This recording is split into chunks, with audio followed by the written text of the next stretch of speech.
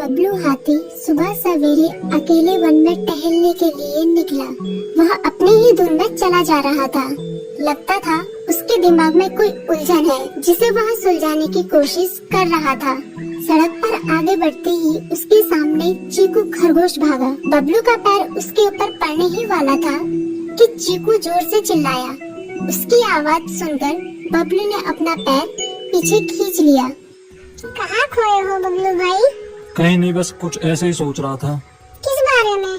तुम जानकर क्या करोगे? शायद मैं तुम्हारी कुछ मदद कर सकूं। तुम तो जानते हो आजकल वन में कितनी चोरियां हो रही हैं, पर चोर का कोई अता पता ही नहीं है। इस बात को लेकर वन के सारे प्राणी चिंतित थे। वे वहाँ खुद को सुरक्षित महसूस नहीं कर रहे थे। अरे चीकू भाई, हम मजबूर हैं। हम चोर को पकड़ ही नहीं पा रहे हैं। वह बहुत चालाक है और अपने काम को बड़ी कुशलता से अंजाम दे रहा है। कहीं कोई सबूत ही नहीं छोड़ रहा। हमारे राजा इस बात को लेकर बहुत चिंतित हैं। यही कारण है कि हम सब इस बारे में सोच रहे हैं। अब तुम मेरी इसमें क्या मदद कर सकते हो? मैं कुछ सोचता हूँ, हो सकता है मुझे कोई उपाय सूझ जाए। प्रयास करने में कोई हर्ज तो नहीं है।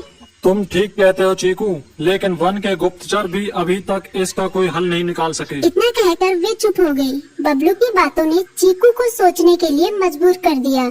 चीकू को उदास देखकर बबलू बोला, तुम अपना मन छोटा मत करो। मुझे अच्छा लगा कि तुमने मेरी परेशानी को समझा। कभी मैं भी इस वन के लिए गुप्तचर का काम करता था। एक बार मेरी टांग टूट जाने से मेरे अंदर फुर्ती नहीं रही। तब से मैंने यह काम छोड़ दिया। चीकू, तुम चाहो तो यह काम दोबारा कर सकते हो। वन के प्राणी ज्यादातर दिन में भोजन की तलाश करते हैं, वे रात को आराम करते हैं। तुम दिन रात दोनों में ही भोजन की तलाश में निकल सकते हो सकता है रात को तुम्हें कुछ ऐसी बातों का पता चल जाए जो हमारे काम की हो। हाँ बबलू, तुम ठीक कहते हो। मैं आज रात को वन में घूमकर इस बात का पता करने की कोशिश करता हूँ। थोड़ी देर बातें करके चीकू अपनी बिल की ओर बढ़ गया और बबलू अपने रास्ते चला गया।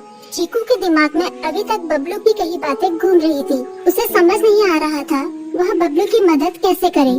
दिन भर वह उसी उधेड़-बुन में लगा रहा।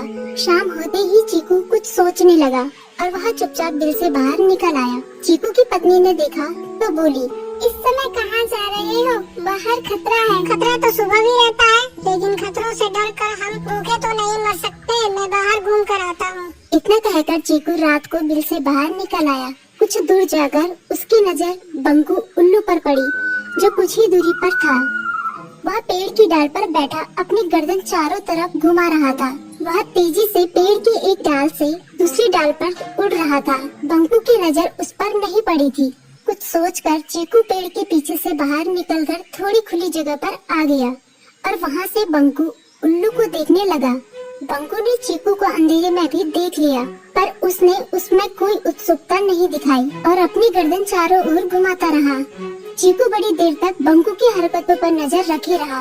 वह थोड़ी देर तक खुले मैदान में खड़ा रहा, पर बंकू ने उसे देखकर भी अनदेखा कर दिया। उसने महसूस किया कि बंकू के आसपास चमकू चमगादड़ भी मंडरा रहा था। कुछ देर वन में घूमने के बाद चीकू अपने बिल में लौट आया और सुबह होने का इंतजार करने लगा।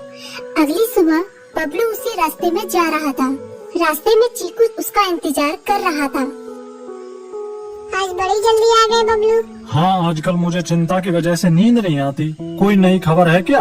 यकीन से तो मैं नहीं कह सकता, पर मैं तुम्हें ऐसे प्राणी का नाम बता सकता हूँ जो शायद चोरों की मदद कर रहा है। कौन है वो? बंकू उल्लू।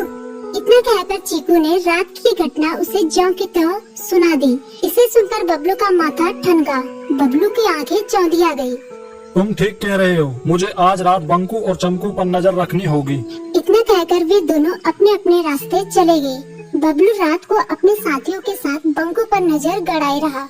उसकी संदिग्ध गतिविधियों को देखकर बबलू ने उसे उसके साथियों चंकी और संकी लोमड़ के साथ पकड़ लिया। बबलू ने सख्ती से पूछताछ करनी शुरू कर दी। तुम इस समय बंकू चमकू के साथ क्या कर रहे हो? हम चारों दोस्त हैं, इसलिए साथ बैठकर बात कर रहे हैं।